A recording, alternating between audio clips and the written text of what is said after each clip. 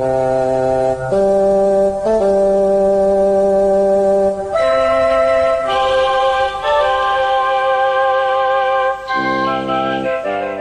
Geeks, Two Beers, episode 87, Big Trouble in Little China.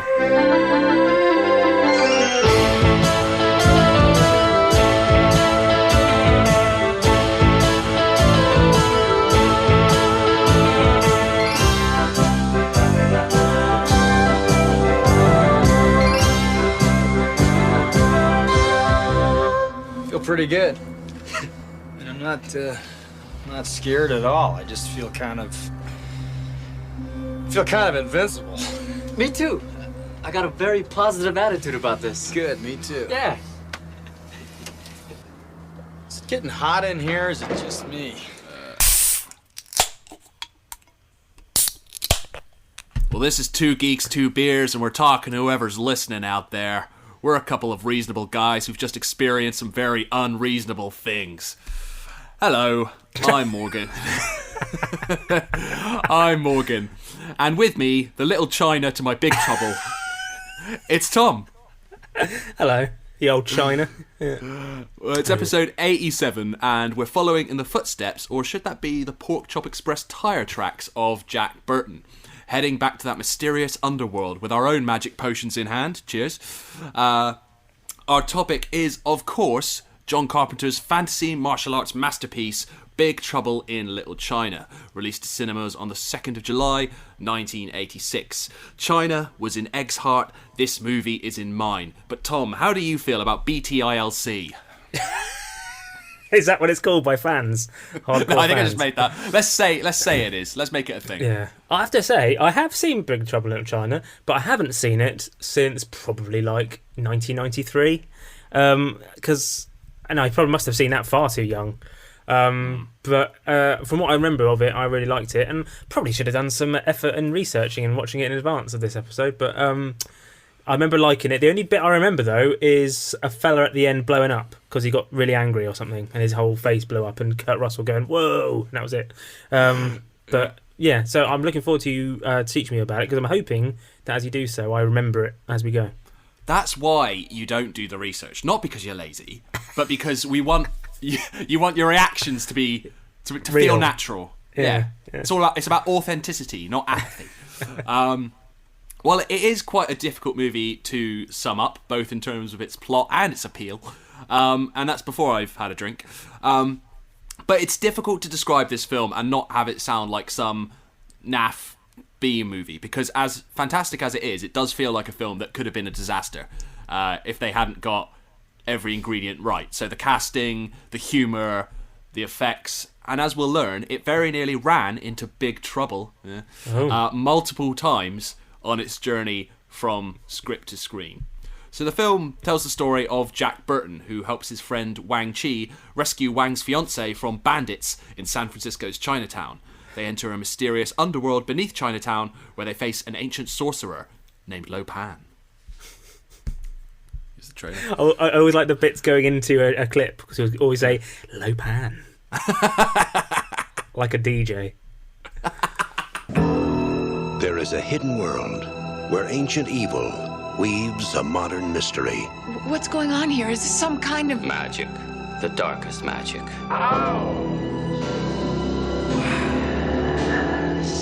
They call it Little China. Finally, we shall bring order out of chaos.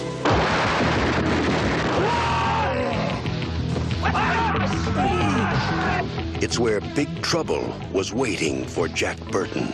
Who? Jack Burton. Me. Jack! Jack? Jack! They told him to go to hell. You make one move. And that's just where he's going. Somebody, I don't care who, tell me what is going on. My destiny rests in your capable hands. Hey, I'll do my best. Way to go, Jack. Jack Burton's coming to rescue your summer. Hey, what more can a guy ask for? 20th Century Fox presents Kurt Russell in John Carpenter's Big Trouble in Little China. It's all in the reflexes.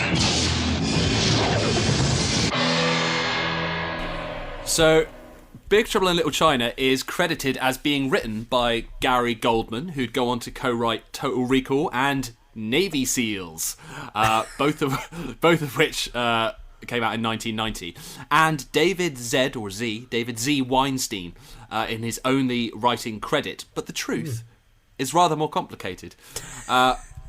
So, Goldman and Weinstein's original script was a Western set in the 1880s that also included Chinese fantasy elements, with Jack Burton portrayed as a John Wayne-esque cowboy who rides into town, right down to his horse being stolen rather than his truck, as in the finished movie. 20th Century Fox acquired the script but asked for a major rewrite, including updating the story to a contemporary setting. Goldman refused, and he and Weinstein were removed from the project, with W.D. Richter being brought on board to perform the drastic rewrites. Richter, I have no idea if I'm saying that right. He also wrote the screenplay for the 1978 version of Invasion of the Body Snatchers, and directed 1984's The Adventures of Buckaroo Banzai Across the Eighth Dimension, starring, hell of a title, starring RoboCop's Peter Weller as Dr. Buckaroo Banzai, a physicist, neurosurgeon, test pilot, and rock star tasked with saving the world by defeating a band of interdimensional aliens. Well, we've got to watch that. I think that's tonight's viewing and potential future episode fodder. I just looked up. Have you seen who's in the cast of that film? No, go on. So not only Peter Weller, Ellen Barkin, and then John Lithgow, Jeff Goldblum, and Christopher Lloyd. Wow. I mean, sold. Yes, please. Buckaroo, President's on line 1, calling about is everything okay with the alien spacecraft from Planet 10, or should he just go ahead and destroy Russia? Tell him yes on 1 and no on 2. So, Richter's rewrite of Big Trouble in Little China removed almost everything from the original script other than a few elements, including the Jack Burton character and the backstory of the villainous Lo Pan. Richter later said, what it needed wasn't a rewrite, but a complete overhaul. It was a dreadful screenplay. While John Carpenter also called it outrageously unreadable. 20th Century Fox even argued that Goldman and Weinstein's names should be taken off the movie, though the Writers Guild of America West eventually ruled that they should be given writing credit, with Richter instead getting an unusual adaptation by credit. So, with the script completed, 20th Century Fox hired John Carpenter to direct the movie and ordered the film rushed into production, with just 10 weeks of pre-production, 4 months to film, and 4 months of post-production. So that it would be released before a similarly themed film, The Golden Child, starring Eddie Murphy. You ever heard of this? No, I have to admit to have not. So to beat this rival production into theatres, Big Trouble in Little China went into production in October 1985 so that it could open in July 1986, 5 months before The Golden Child's release in December. A dark comedy fantasy film, The Golden Child starred Murphy as Chandler Jarrell, a social worker who is informed that he is the chosen one and is destined to save the Golden Child, the saviour of all humankind. So I'll do it again. It's destined to save the Golden Child, the saviour of all mankind. just for you, that little trailer cue up. Thank you. Eddie Murphy is back. But this time, he's looking for a missing child, a golden child. This child is special, Mr. Jarrell. His destiny is to save the world. And it's your destiny to seek some serious psychiatric help. Can I ask you boys a couple of questions? By the time he finds you, it will be too late. Hey! In my pocket, it's a whole thing of Tic Tacs. Take as many as you like, please. I could destroy you just like that. Just like that. Mwah, you're wonderful. You are the chosen one. You will find the child. Well, I do my best. I'm so afraid of the dark, too. I really don't like your attitude. You know, this is a nice jacket. It's a Morris Day feel, and it looks good on you. And the boots, smoking. He's got a firm grip on reality. Where he's going, he'll need it. How'd you do that? What was that with the flip? You must carry this glass of water without spilling a drop. Who are you, Monty Hall now? This is a piece of cake! Eddie Murphy is the chosen one. Well, how many people have survived this test? None. The Golden Child.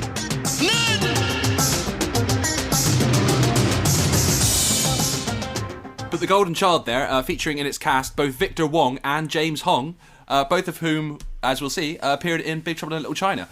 The Golden Child, though, was, for the most part, slammed by the critics. Newsweek said, Murphy seems to be present mainly to mock the film's pretensions and shoddy plotting, as if the producers deliberately had chosen a piece of third-rate pulp, pumped millions of dollars into it, and then brought in Murphy to make them look stupid.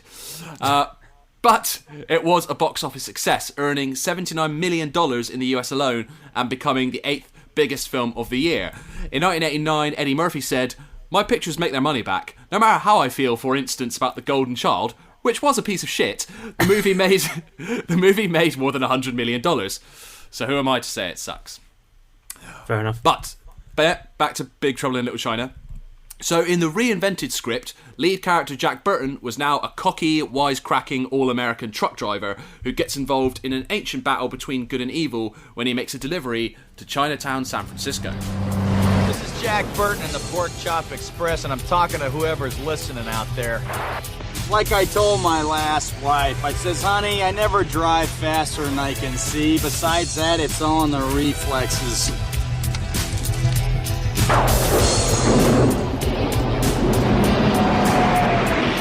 Just listen to the old Pork Chop Express and take his advice on a dark and stormy night, all right? When some wild-eyed, 8-foot-tall maniac grabs your neck, taps the back of your favorite head up against a barroom wall, and he looks you crooked in the eye, and he asks you if you've paid your dues. Well, you just stare that big sucker right back in the eye, and you remember what old Jack Burton always says at a time like that. Have you paid your dues, Jack? Yes, sir, the check is in the mail.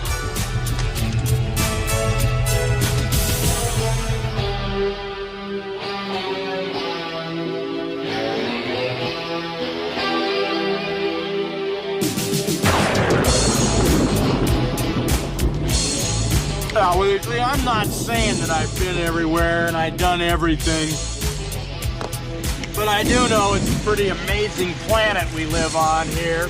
And a man would have to be some kind of fool to think we're all alone in this universe. Jack Burton there, the original podcaster. Sidebar, the Chinese characters that appear in that opening sequence alongside the film's English title, Big Trouble in Little China, actually translate to "Evil spirits make a big scene in little spiritual state." So, considered for the role of Jack Burton, do you want to have a... Because normally on these, Kurt Russell is one of the names that gets thrown up as someone who didn't get the role. Yeah.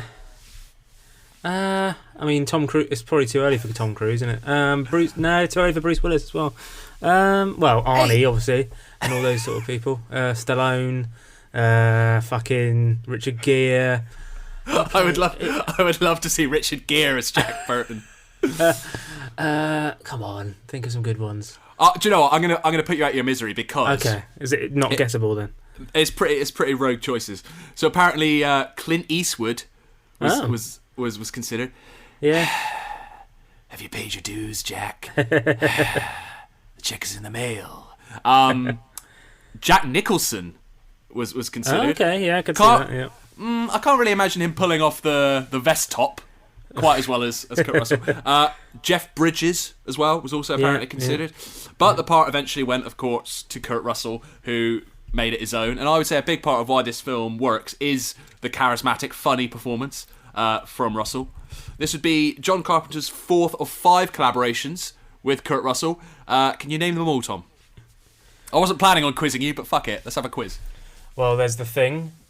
Yep. Escape from New York. Yep. And the other one?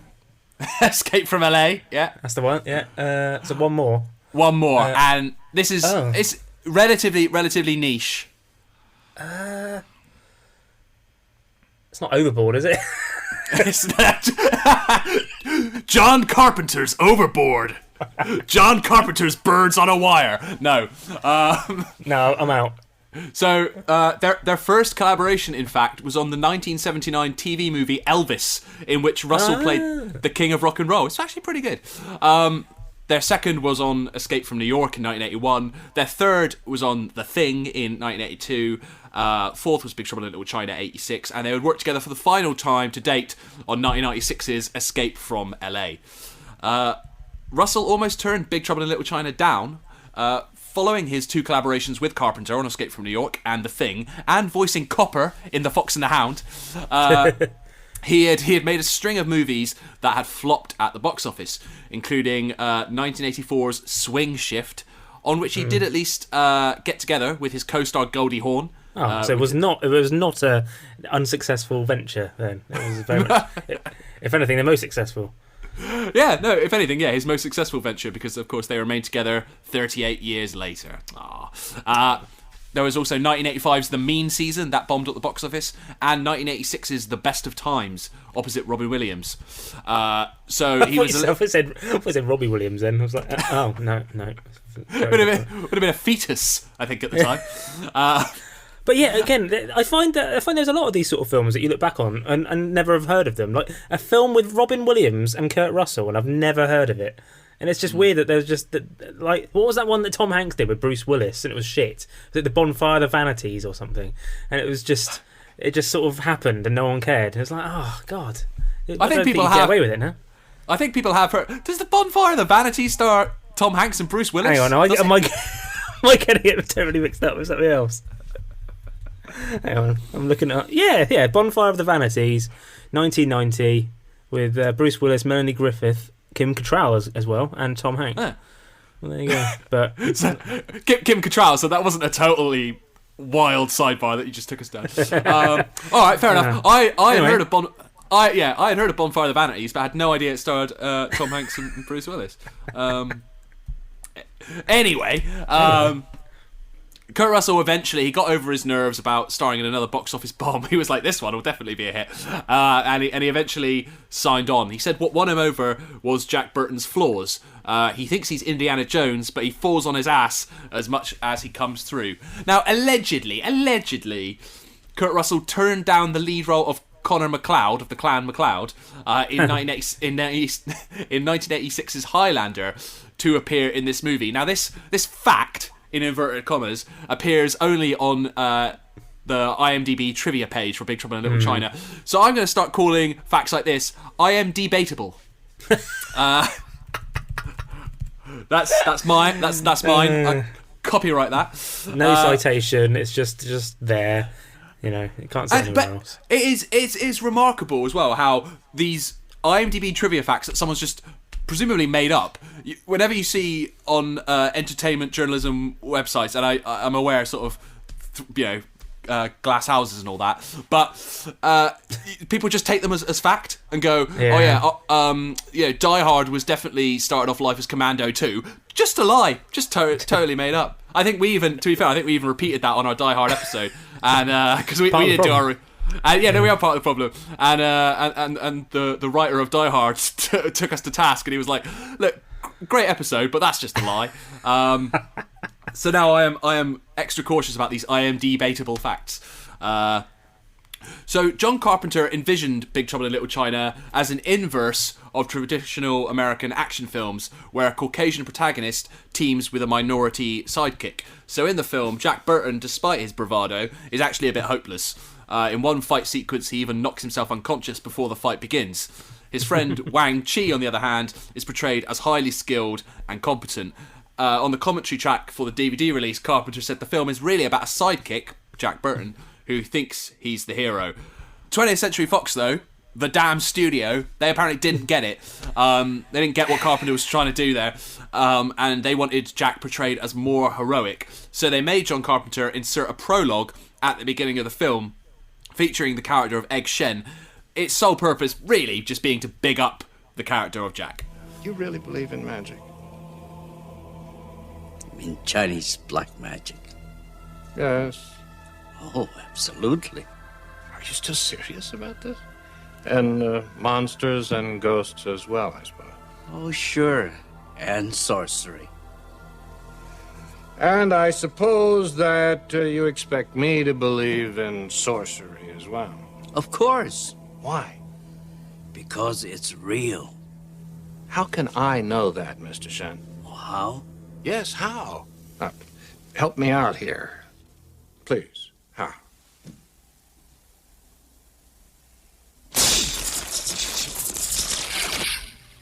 See? That was nothing. But that's how it always begins.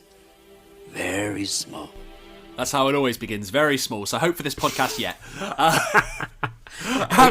If begins means like 6 years, yeah. So I have to say, despite that being a studio mandated edition, great atmospheric opening for the film. So also starring in Big Trouble in Little China in one of her earliest film roles, Bonfire of the Vanities star Kim Cattrall, although that was a few years later. She was cast as Gracie Law, a lawyer. I've only just realised her name is Law and she's a lawyer. Gracie Law, a lawyer who is Jack's love interest. John Carpenter resisted studio pressure to cast a rock star as Gracie. I'm not sure why they were banging that particular drum, but he pushed for Cattrall to be cast instead. But, you know, maybe Chrissy Hynde would have had great chemistry with Kurt Russell too. Who's to say? Maybe Lulu would have been brilliant. You know what? I think they should have given her a shot. So Dennis Dunn, he played Wang Chi, Jack's best friend, whose fiancée is kidnapped by Lo Pan. Dunn had made his film debut just the year before in 1985 Mickey Rourke movie Year of the Dragon, where he'd caught John Carpenter's eye, and the pair would reunite. That's John Carpenter and Dunn, not Mickey Rourke and Dunn. They would reunite on Carpenter's next film, Prince of Darkness, in 1987. Now, another IMDb-baitable fact. Allegedly, Jackie Chan was considered to play Wang Chi, which that just sounds like a bullshit fact. I don't know. I feel like they've just gone, well, fuck it, no one's going to look up on it. You know, it sounds good. Just put it there. But apparently Jackie Chan declined. Wikipedia claims he decided to focus on his career in Hong Kong and make Police Story instead, but that film actually came out a year earlier than Big Trouble in Little China, so I would say take that one with a hefty pinch of salt. In the end, relative newcomer Dunn was cast only a few days before principal photography began. Nothing a double. This knife cuts this bottle in half. Nothing a double. Bullshit. Nothing a double, Jack. Why, man? Don't be stupid. I need the money. I got near $1,000 here, Wang. 1,148, Jack.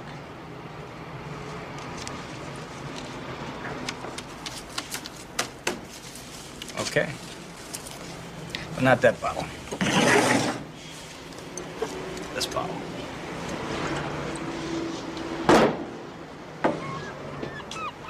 Okay. You're out of your mind, Wang. God bless you.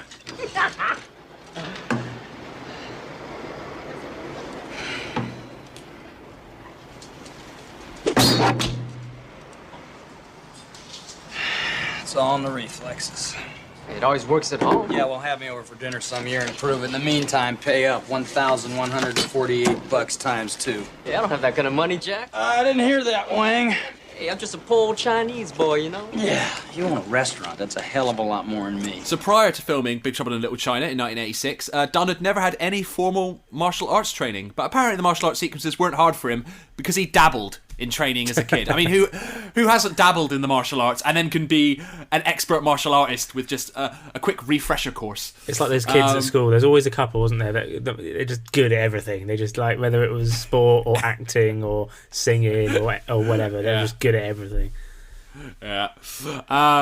Dunn almost turned the film down because he'd been offered a part in a TV movie that was filming at the same time. His agent advised him to take the TV movie, but Dunn went for Big Trouble in Little China because he saw Richter's name on the script and he was a huge Buckaroo Banzai fan. Which, with that cast and that premise, who can blame him? Yeah. The film's villain, David Lo Pan, was played by James Hong. Lo Pan is an ancient Chinese sorcerer who was condemned by a curse to wander the earth as an incorporeal ghost.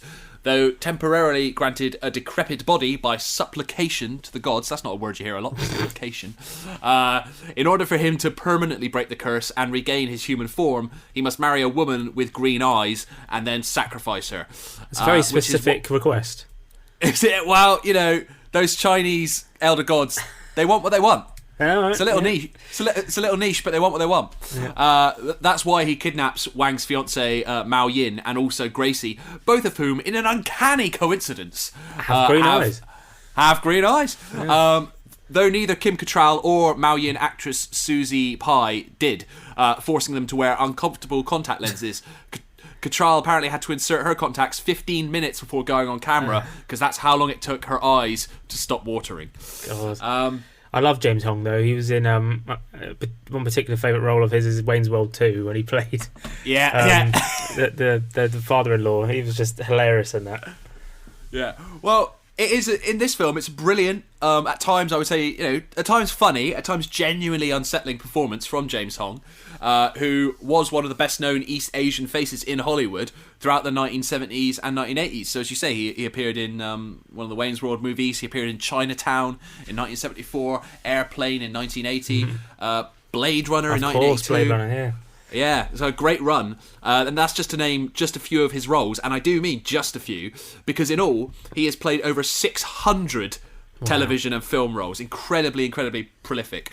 In fact, the actor Daniel Dae Kim has started a crowdfunding project in an attempt to get Hong a star on the Hollywood Walk of Fame, saying James Hong might just be the most prolific actor in Hollywood history.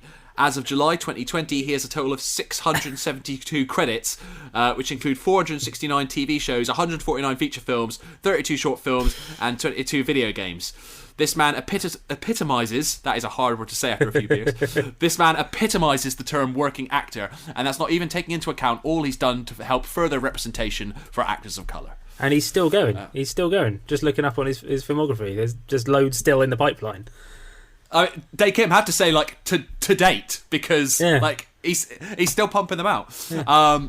So this campaign to get Hong a star, it raised the desired total of $55,000, which is the cost of creating and installing a star. It raised its desired total in just 4 days, and Kim will submit a nomination application for Hong in April 2021, which is the next time applications are open. So by the time this episode comes out, he'll have presumably have submitted that, and we'll see if. If it gets rejected, that's stupid. Because it's a joke. Yeah. It's a joke. Let's kick back and enjoy a little bit of Hong as David Lopan in Big Trouble in Little China. Let's. My problem is this place. This place is my tomb. I'm buried here. A young man, a king, a warrior, is entombed in this old man's crippled body. And all I need is a woman, Mr. Burton. A special kind of woman with dragon green eyes to make me whole again, young again, that I may rule the universe from beyond this grave. Qingdai, the god of the East. Who, him? This guy? No, not me, Mr. Burton.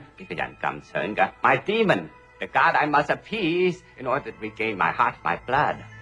A girl with green eyes to satisfy Qingdai. A girl brave enough to embrace the naked blade. And when I find her, I will marry her. Never! And Qingdai will be happy and my curse will be lifted. You can go off and rule the universe from beyond the grave. Indeed! Or check into a psycho ward, whichever comes first, huh? Jack, will you... Jack, what? I'm supposed to buy this shit? 2,000 years and he can't find one broad to fit the bill? Come on, Dave. You must be doing something seriously wrong. There have been others, to be sure. There are always others, are there not? You seem to be one who know the difficulties between men and women, how seldom it works out. Yet we all keep trying like fools. Brilliant. I like the idea that there could have been a spin-off series where it was just Lopan going on loads of dates with women, just trying to woo them and trying really hard, and then she just weren't interested, so they had to get Kurt Russell involved. Yeah, getting dating tips from Jack Burton. I've noticed as well, watching these clips back, you know how sometimes, and with great performances, but there's like a singular tone to them. Yeah. And for example, the singular tone to Bruce Willis's performance in Die Hard is, "What are you doing, John? What are you doing, John? Oh, John!" And that's basically the tone. And the tone of Kurt Russell's performance in Big Trouble in Little China is, I don't know what's going on, and I don't give a shit. Why am I even here? This is bullshit. So Victor Wong, another great actor, he played Egg Shen, a sorcerer and old enemy of Lo Pan, who also drives a tour bus. Egg Shen's bus, in case you were wondering, was returned to Yellowstone National Park, where it was borrowed from after filming Wrapped, and it still gives tours, apparently, of the Old Faithful Geyser, or Geyser, if you're a US listener. So Wong had, again, much like Dennis Dunn, he had made his film debut just a few years before, but went on to appear in The Last Emperor in 1987. He played storekeeper Walter Chang in Tremors. Who meets an unpleasant end. And he played Mori Tanaka in all 4 Three Ninjas movies, which is a franchise that I have not thought about for years. Three Ninjas. I've never heard of it. What is it? What? Oh my god! It was like this. I hesitate to say 90s classic. How do you not know about the Three Ninjas movies? Hang on. Just on TV, like all the time. Right, okay. There's 4 films in this franchise, apparently. Yeah, so this was just like classic Bank Holiday Monday fare. A 4-film series about 3 young brothers trained by their Japanese grandfather in the art of ninjutsu, with Victor Wong be the only cast member to appear in all 4 films. He's like the Miyagi of the Three Ninjas movies. 3 Ninjas in 1992, 3 Ninjas Knuckle Up in 1993, 3 Ninjas Kick Back in 1994, and of course the capper on the tetralogy, 3 Ninjas High Noon at Mega Mountain in 1998. Well, this smells like either a Freaky Franchise episode or at least its own episode at some point. It smells like something.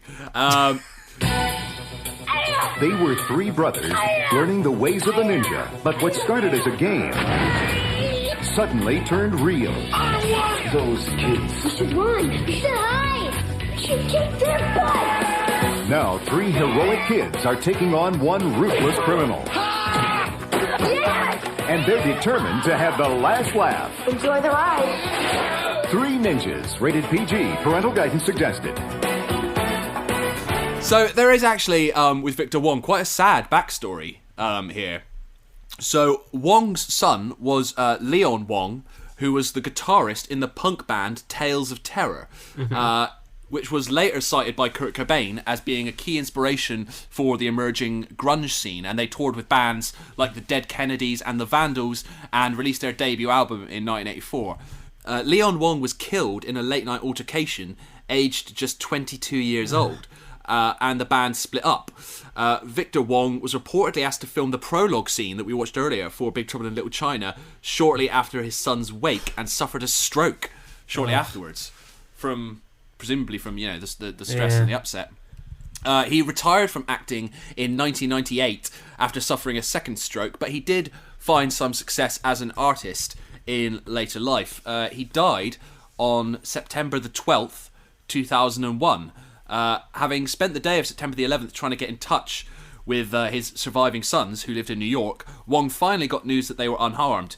He stayed up late following the news, and as his wife Rose went to bed, he told her, "The world is never going to be the same." Those were his last words, and he died of a heart attack at some point the following morning, aged 74. But bloody hell. But raise the mood. His legacy lives on.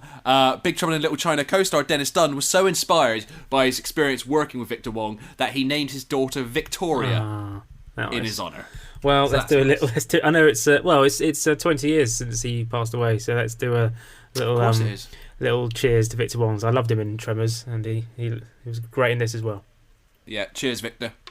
One of the most memorable elements of Big Trouble in Little China, one of many, is the 3 storms: thunder, rain, and lightning. Lo Pan's henchmen, each with a power over an element.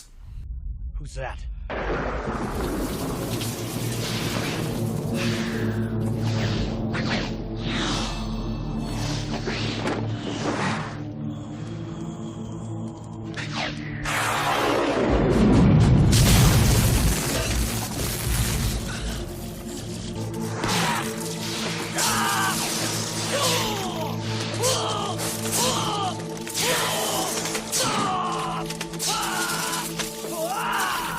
Just get out of here, Jack! Get out of here!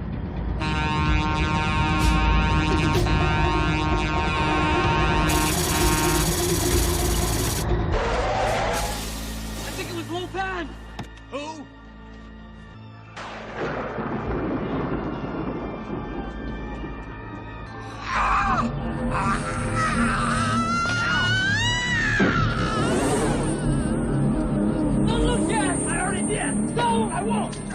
What? Lopez, come on. I can't see. It's okay. It's okay. It's only temporary. Over here. God, I love the 80s. I don't know what's going on. What the hell's going on here? So the three storms, they were a bit like the gang on Captain Planet, but without that loser one who has the power of heart. Because there was always they had and the power of heart. Yeah, the Gaia in Captain Planet. She gave these 5 teenagers different rings with the powers of the elements. So one had the power of earth, one had the power of fire, one had the power of wind, one had the power of water, and then this last guy, heart, the power of heart. And apparently, according to the Captain Planet fan wiki, Gaia said that the heart ring was the most powerful. Yeah. Sure it was. This calls for a team beam, and fast! Let our powers combine. Earth, fire, wind, water, heart. By your powers combined, I am Captain Planet. Go Planet! But perhaps a more fitting comparison for the three storms, and in fact a clear influence, are the 3 assassins who appear in the Japanese Lone Wolf and Cub movies, which were edited into a compilation for English-speaking audiences as 1980s Shogun Assassin. Return to the vanished kingdoms of ancient times.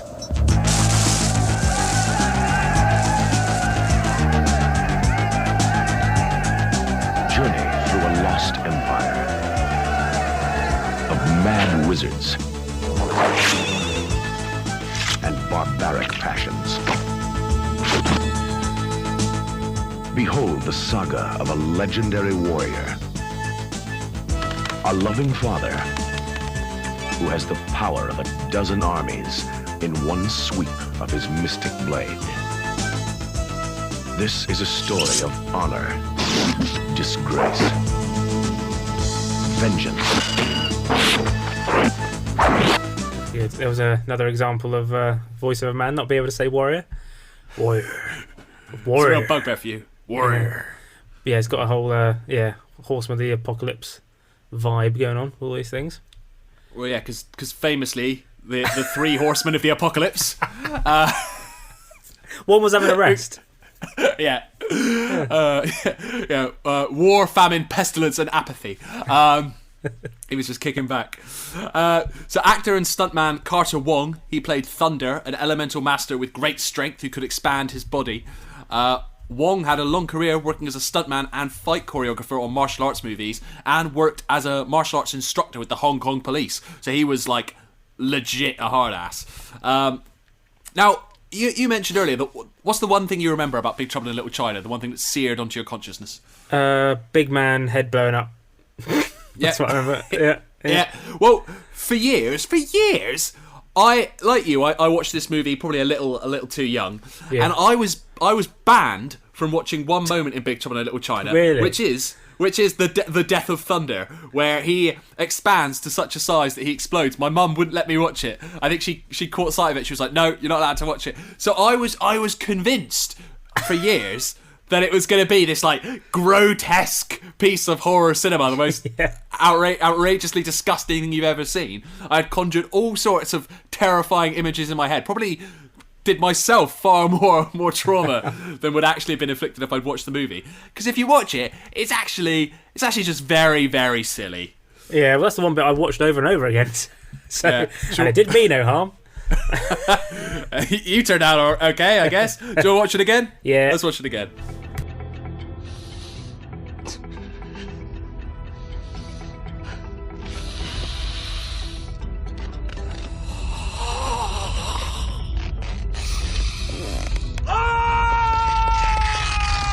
I don't think he's gonna stop.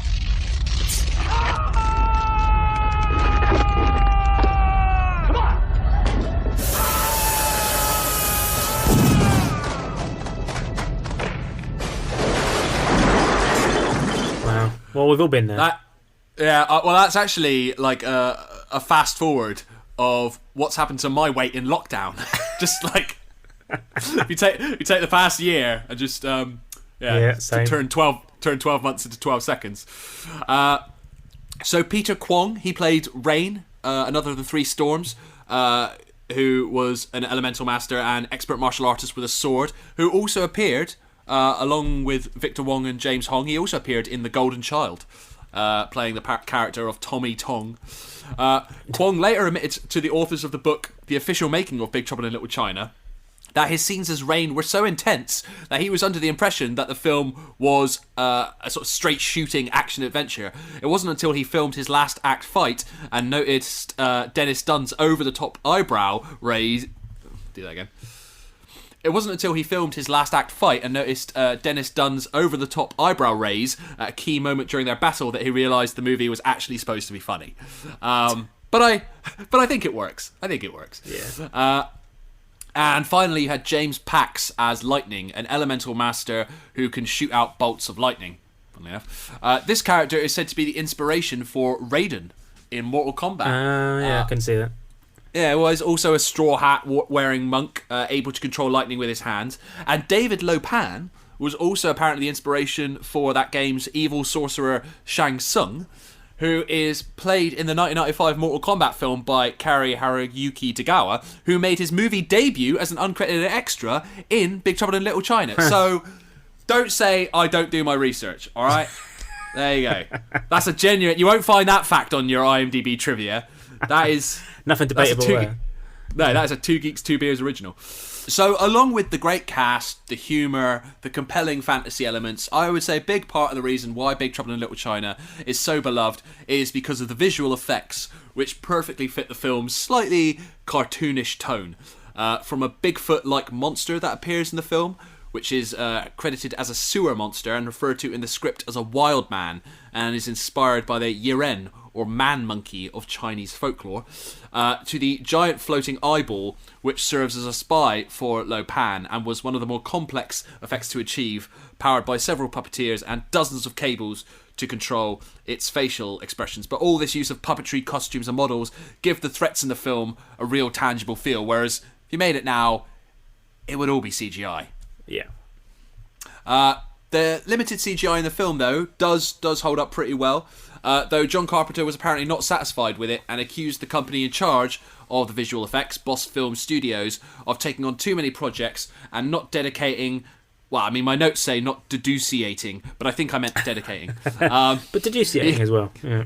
He accused them of not dedicating enough attention to the movie, though Boss Film Studios head Richard Edlund argued that, in fact, the effects budget for the film was just under $2 million, which he described as barely adequate. So, despite that one reservation he had about the film, John Carpenter was feeling pretty good about Big Trouble in Little China. An early test screening for the film was so overwhelmingly positive that it left both John Carpenter and Kurt Russell convinced that the film would be a big hit. They're now, like, right. You know, this is Two Geeks, so I'm expecting the usual in a minute when you come to... Yeah. Well, hold your horses. All right. So, Big Trouble in Little China was a box office bomb. Oh, yeah. It made just $11.1 million on an estimated budget of between 19 and 25 million. That's not very good, is it? It's not at all. Kurt Russell alleged that 20th Century Fox put little effort into promoting the movie because they didn't know how to sell it. And he said, "This is a difficult picture to sell because it's hard to explain. It's a mixture of the real history of Chinatown in San Francisco blended with Chinese legend and lore. It's bizarre stuff." The film was also overshadowed at the box office by the release of James Cameron's Aliens, which came out shortly afterwards. But, and are you ready? I'm going to take a step back from the mic. All right. Oh, here's as well. It received mixed reviews! That was some good R-rolling, that was great.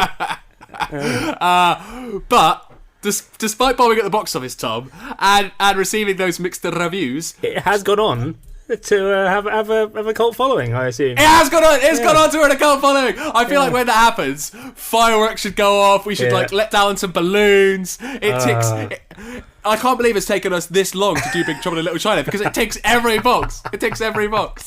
But I assume that Eddie Murphy film probably whipped its ass at the box office, as you say. Yeah. And yet that has no legacy, whereas this, as you say, cult following. Everyone, well, not everyone, but a lot of people have heard of it. Well, I certainly hope so. Well, Big Trouble in Little China, it won the war, if not the battle at the box office. Ebert, he wasn't a fan. He said the film was straight out of the era of Charlie Chan and Fu Manchu, with no apologies and all of the usual stereotypes, though John Carpenter had made specific rewrites to the film himself to eliminate material that he deemed offensive to Chinese Americans. And Dennis Dunn said he was drawn to the film because of its portrayal of Asian characters. He said, "I'm seeing Chinese actors getting to do stuff that American movies usually don't let them do. I've never seen this type of role for an Asian in an American film." And Harlan Ellison, who was widely known in Hollywood for his brutally honest critiques, also praised the film, writing that it had some of the funniest lines spoken by an actor this year to produce a cheerfully blathering live-action cartoon that will give you release from the real pressures of your basically dreary lives. But after the commercial and critical failure of the film, John Carpenter decided he'd had enough of Hollywood.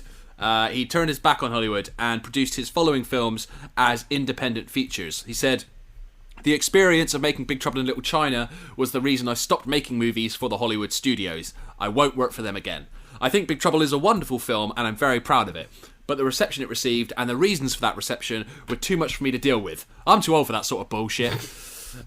Sounds like Kurt Russell in Big Trouble in Little China. I don't know why it bombed at the box office. I don't know what's going on. Someone tell me why it got bad reviews. The film's cult following and success on home video, that's another little staple, has seen talk of a remake or sequel in recent years. So in June 2015, The Wrap reported that Dwayne Johnson was developing a remake. A franchise saver, Dwayne Johnson. Well, yeah, but if Jack Burton is meant to be this like guy, you know, he's all hot air and he's all talk and he's actually a bit of a goon, I don't think Dwayne Johnson is the right guy. No, but you need if you're talking goon, you need Sean William Scott, don't you? He's the ultimate. Well, I mean, and famously starred in the movie Goon. In Goon, yeah. So he's. I mean, I guess he's perfect. Sean William Scott. He hasn't been in a movie for about a decade. Look, someone who is ripped but stupid, aka Sean William Scott. There you go, done. Oh, God, I'm so glad you're not in charge of casting in Hollywood. Look, you liked him in Lethal Weapon. The TV. No, I didn't. Imagine if they were like, we're bringing back Big Trouble in Little China, reviving the franchise. Who have you got to fill Kurt Russell's boots? Who's at the wheel of the Pork Chop Express? Sean William Scott. It's his comeback. Brilliant. I'd watch it. I'm well up for it. Yeah, just you. Anyway, Dwayne Johnson was apparently developing a remake, though Hiram Garcia, who is president of The Rock's production company, 7 Bucks Productions, later clarified the idea is not to actually remake Big Trouble in Little China. You can't remake a classic like that, I'd agree. So what we're trying to do is continue the story. We're going to continue the universe of Big Trouble in Little China. Everything that happened in the original exists and is standalone, and I think there's only one person who could ever play Jack Burton, and it's Sean William Scott. No, he's referring to Kurt Russell. And he said Dwayne would never try and play that character. So that follow-up is yet to materialise, but there has been a sequel of sorts to the original film, which has John Carpenter's approval and involvement. Since 2014, Boom Studios have released a series of Big Trouble in Little China comics, which pick up the story with an older Jack Burton and even have him meeting Snake Plissken. Further speaking to the film's cultural impact, there have also been Big Trouble in Little China video games, board games, card games, and this, a 2012 parody of Gangnam Style entitled Lopan Style. Oh, wow. David Lopan Style. Lopan Style. Godfather of Little China, king and the warrior. Entombed inside this script, form appearances can fool ya. Like nothing you can understand, but let me try and school ya. David Lopan, Mr. Burton. I own recalling stage, importing things from taking province that are really strange. The working girls in the white tiger, they all know my name. I bring the thunder and the lightning, then I make it rain.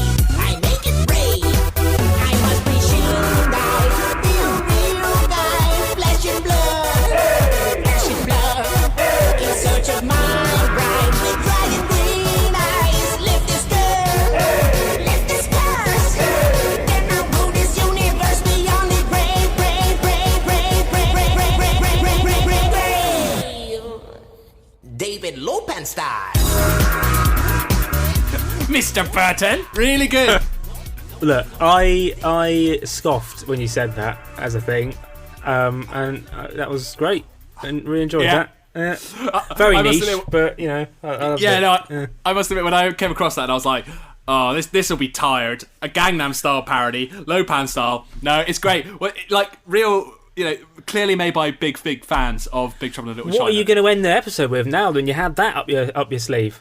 Oh, I know what I'm going to end it with, and I think any real fan of Big Trouble in Little China will know exactly what I'm going to end it with.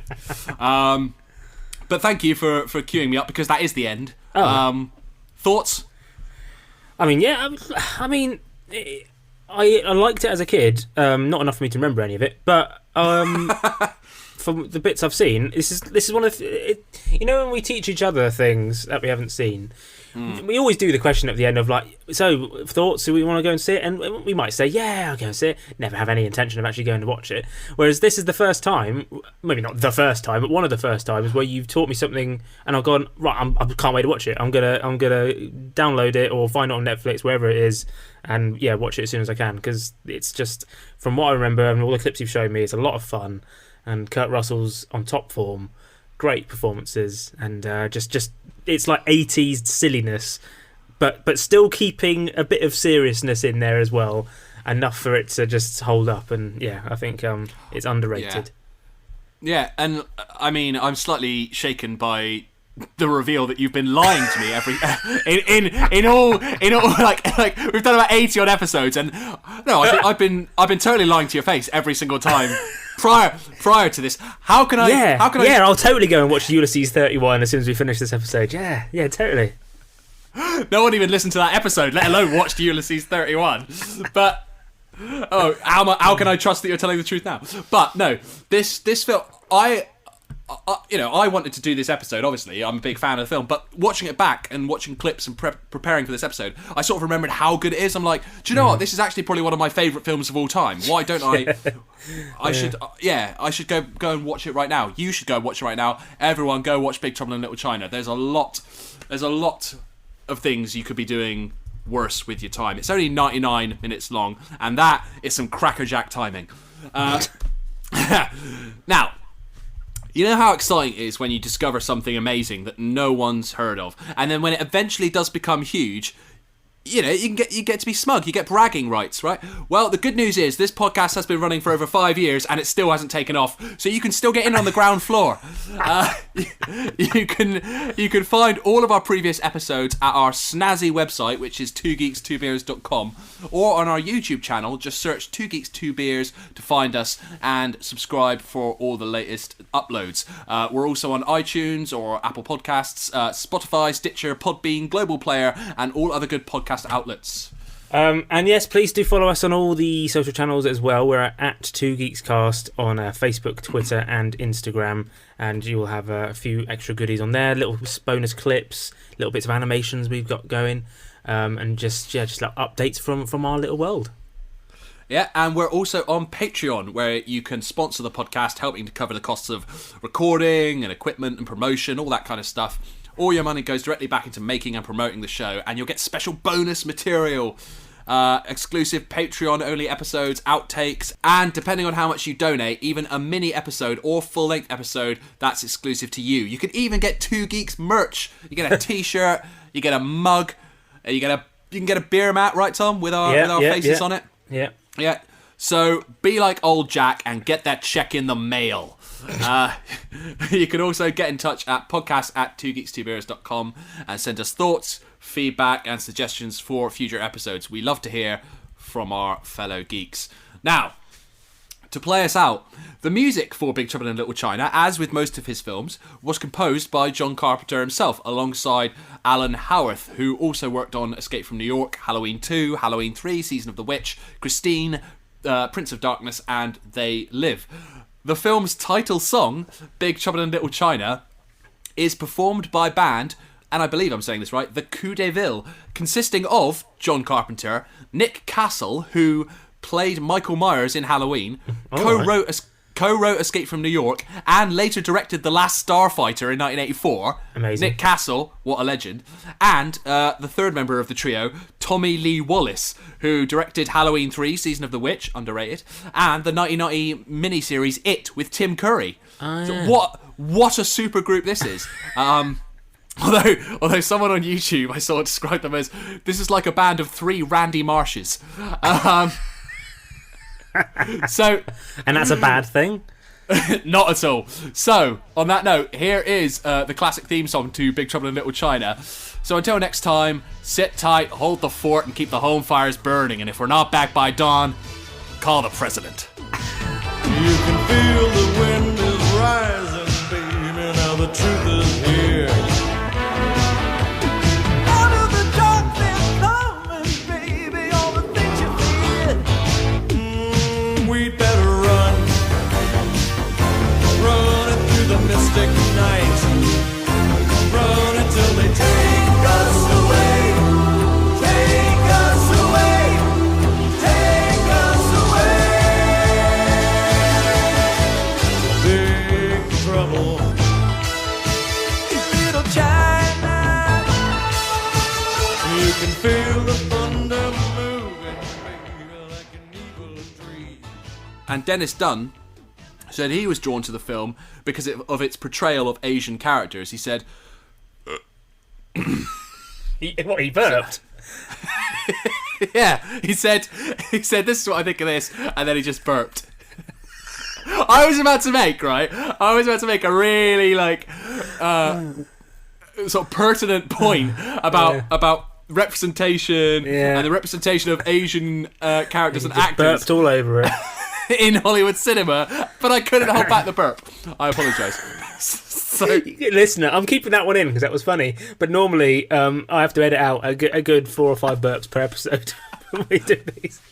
Each. If you're not burping enough, you're not drinking enough. Actually, famously, I can't burp. I only burp like twice a year by accident. Whereas, yeah, I can't burp. No, just never been able to. Every now and then, I'll do an accidental burp out of nowhere, and I'm really excited because I just can't do it. Well, no, but no one's trying to burp like on demand, are they? No, but you could. I reckon if you tried, you could. You know, on average, you probably do about 9 or 10 burps a week. I would have thought, at least, surely. Maybe a day, maybe a day for you. I don't know, but honestly, we're talking maybe 5 times a year. I might burp. It's really weird.